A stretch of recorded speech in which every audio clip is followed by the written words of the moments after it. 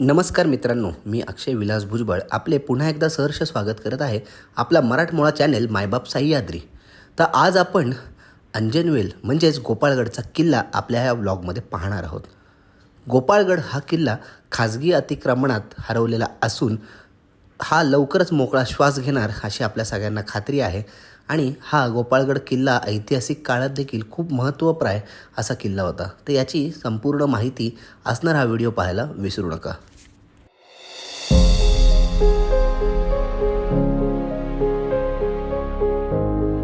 अंजनवेलमधनं आपल्याला वरती गोपाळगडाकडे जाताना खूप छान अशी कोकणी टुमदार घरे लागतात आणि अर्थातच विस्तृत प्रदेश असणारा हा गोपाळगड किल्ला आपल्या भव्यतेची साक्ष देत आपल्याला खुणावत असतो.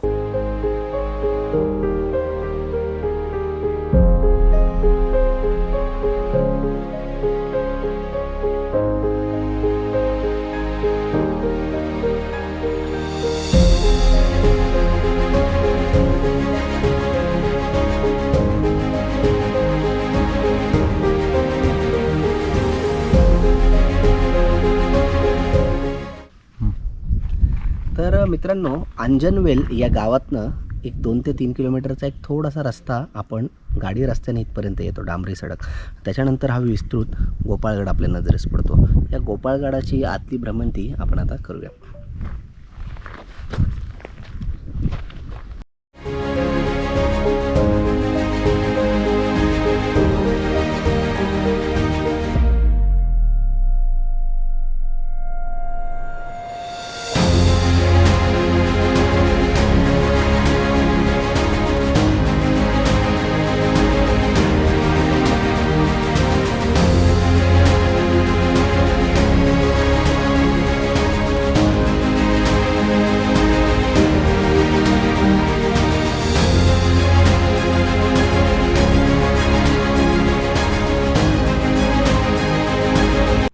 खंदक म्हणजे कोणत्याही किल्ल्याचा पहिला सैनिक, जो की येणाऱ्या शत्रूचा वार अडवतो आणि ते सैन्याला थोपवून ठेवतो.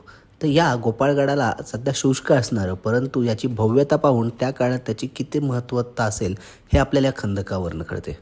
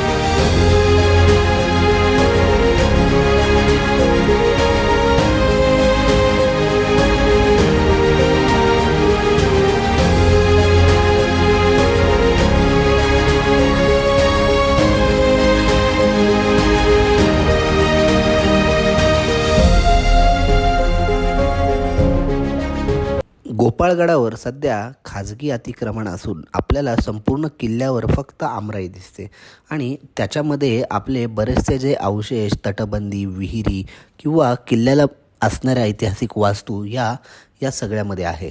गोपाळगड हा किल्ला ऐतिहासिकदृष्ट्या तसा खूप महत्त्वाचा असा किल्ला आहे. त्यामुळं सर्व दुर्गप्रेमींची इच्छा आहे की लवकरच या संपूर्ण अतिक्रमणातनं सुटका मिळून याने ह्या गोपाळगडाने एक मोकळा श्वास घ्यावा.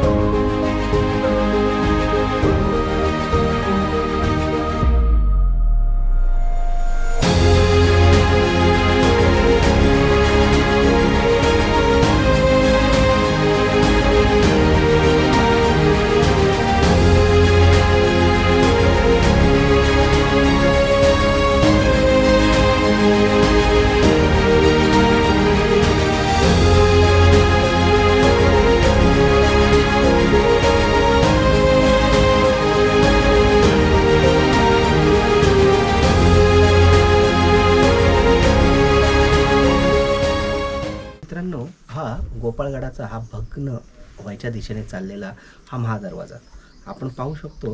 याचे बाजूचे 2 कमानाचे बुरुज आणि ही तटबंदी आणि हा दरवाजा जो की ढासळत चालला आहे. लवकरच याचे संवर्धन व्हायला पाहिजे, नाही तर हा देखील जमीनदोस्त होऊन जाईल.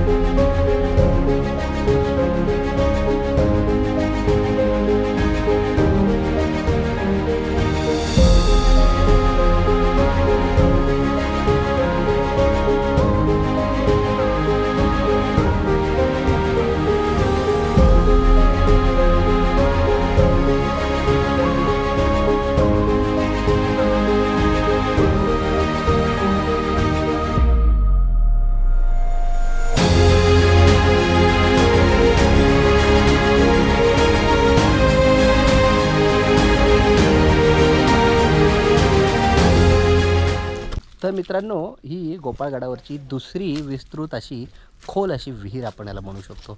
पण वर्षानुवर्ष याचा देखील उपसा नसल्यामुळे हे देखील आता मृतावस्थेत आहे. पालापाचोळा, झुडपं, झाडी झुडपं इथे उगवलेलं असून याचा सध्या काहीच वापर होत नाही आहे.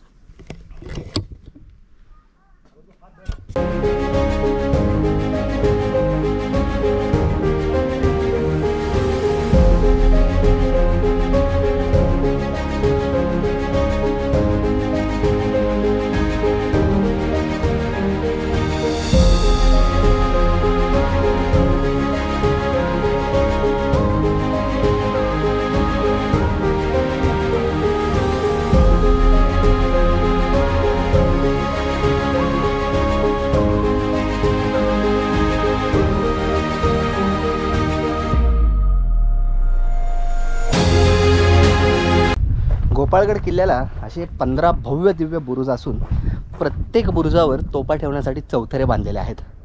जांभ्या दगडाचे हे बांधकाम पाहताना खूप छान वाटतं.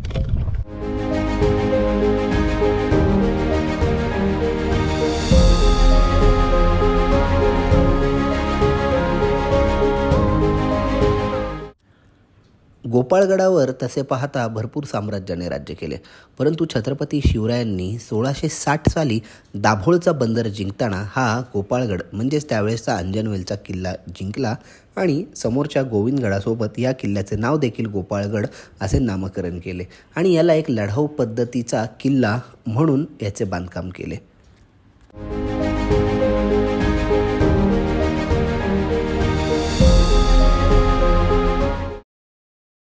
महाराष्ट्र 720 किलोमीटरची किनारपट्टी लाभलेला हा महाराष्ट्राचा भूभाग छत्रपती शिवरायांनी मराठा आरमाराची स्थापना करून एक स्वतंत्र आणि मजबूत बनवलं. तर त्यातीलच हे समुद्रावरचे महाराष्ट्रातील असणारे किल्ले हे आपल्या देशाची आजची एक शान आहे. त्यातीलच हा गोपाळगड किल्ला आपण आज पाहत आहोत. गोपाळगड उर्फ अंजनवेल या किल्ल्याला लाभलेला विस्तृत समुद्र किनारा आणि त्याच्या बचावासाठी किंवा तेथून होणाऱ्या परकीय आक्रमणांच्या बचावासाठी बांधलेला हा किल्ला आपण नक्की पाहावा.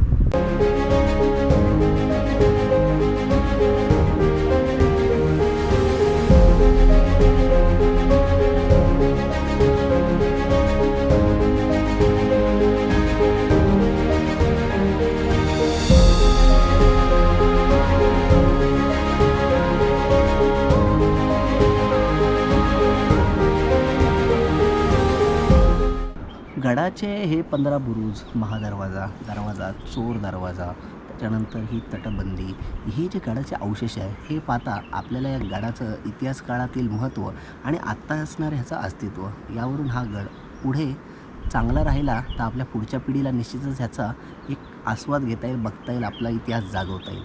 छत्रपती शिवरायांनी 1660 साली हा किल्ला मराठा साम्राज्यात सामील केला होता. तर नक्कीच या किल्ल्याला इतिहासातील हे महत्त्व लक्षात घेता आपण या किल्ल्याला नक्की व्हिजिट करा.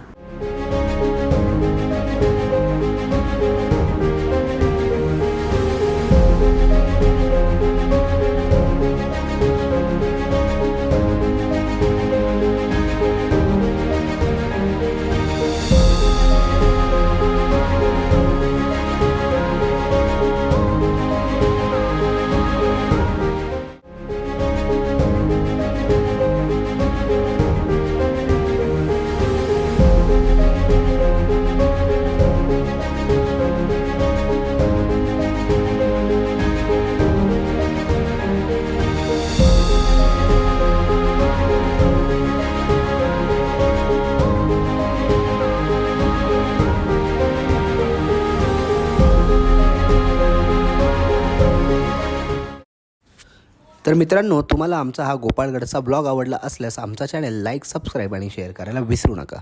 जय हिंद, जय महाराष्ट्र.